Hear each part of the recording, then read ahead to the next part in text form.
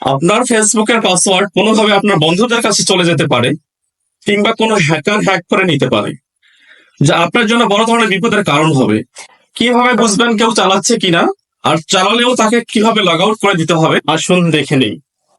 প্রথমেই Facebook open করুন। এবার 3 লাইনে একটি ক্লিক করুন।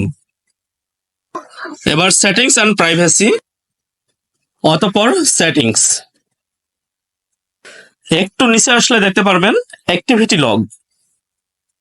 এবার security and log in information, অতঃপর where you are logged in.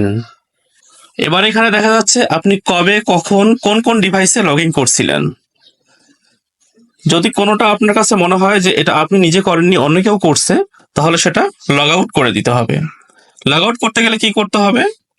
পাশে যে 3 ডট দেখা যাচ্ছে, সেই 3 ডটে একটি ক্লিক করুন। এবার লগ আউট করে দিন। ব্যাস, আপনার ফেসবুক অ্যাকাউন্ট যদি অন্য কোথাও লগ ইন হয়েও থাকে, তাহলে সেটা লগ আউট হয়ে গেল।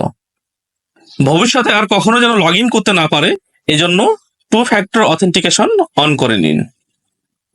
2 ফ্যাক্টর অথেন্টিকেশনের উপরে আমার একটা ভিডিও আছে, চাইলে আপনি সেটা দেখে আসতে পারেন। ধন্যবাদ।